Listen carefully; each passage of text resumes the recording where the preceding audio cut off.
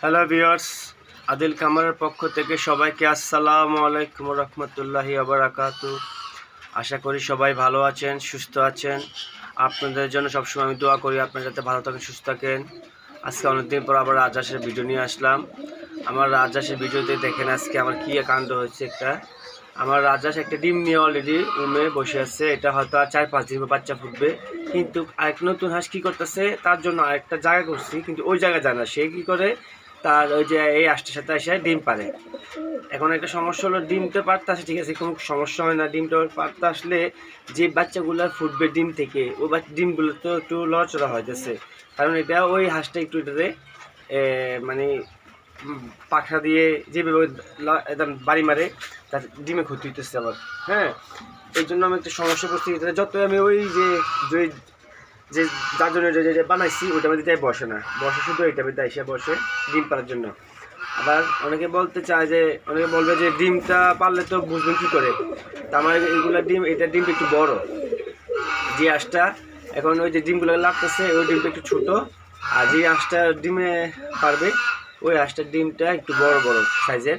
আর বাচ্চাগুলো তো ওইগুলো তো, কারণ এগুলোর মধ্যে তো বাচ্চা এসে পড়ছে, ওগুলো বোঝা যায়, কোনো সমস্যা হবে না। ওইগুলোতে বাচ্চা আসে পড়বে, কোনো সমস্যা নেই। কিন্তু এই যে ডিমগুলো লড়াইতেছে, এতে তো আমার মনে হয় না বাচ্চাগুলো ঠিক মতো ফুটবে, কারণ এগুলো লড়াচাড়া বেশি করলে তো সমস্যা। এখন কোনো কিছু করতে পারতেছি না। যত আমি ওই যে খাঁচা আছে ওই খাঁচার দিই, ওইটা ওই খাঁচা এই ডিমে এই হাঁসটার সাথে এসে ডিম পারে। এখন দেখার বিষয় আসলে কি করা যায়। কারণ আমার একটা জিনিস, যেহেতু সমস্যা নেই, বাচ্চাগুলো এই ধরেন 5 দিন বা 6 দিন পর বাচ্চাগুলো ফুটবে, তখন এটা হাঁসটা নেমে পড়বে জুইন থেকে, তখন সমস্যা হবে না। তখন এটা ওই হাঁসটাকে এখানে বসে দিতে হবে আর কি। চিন্তা ভাবনা এটাই করতেছি, যাতে কোনো সমস্যা না হয়। আর এখন আজকে আমাদের এখানে আবহাওয়া অনেক খারাপ, বৃষ্টি হচ্ছে, এখানে গিরিগিরি বৃষ্টি হচ্ছে। শীতের মাস, এখন শীতের মাস যেহেতু হাঁস, মুরগি, কবুতর, পাখি, যারা হাঁস, ছাগল, গরু লালন পালন করেন তারা অবশ্যই এই খেয়াল রাখতে হবে, সব কিছু সুন্দর রাখতে হবে, পরিষ্কার রাখতে হবে, তাদের দিকে কেয়ারফুল থাকতে হবে যাতে কোনো সমস্যা না হয়। এই যে দেখেন, দেখেন এটা কি দোটা মিলে কী করতেছে, এমন কখনো হয় নাই, আজকে এগুলো হইতেছে। বুঝতেছি না কী করা যায়, সমস্যা এদিকে পড়ে রয়েছে, এদিকে আমি কী করা বুঝতেছি না। যেটা নিয়ে আমার ডিম নিয়ে বসে থাকার মতো ওইটা দিয়ে উঠে গেছে, এটা আলামতে। দুটোটাই পুরনো হাঁস, দুটোটাই 5 বছর করে বয়স।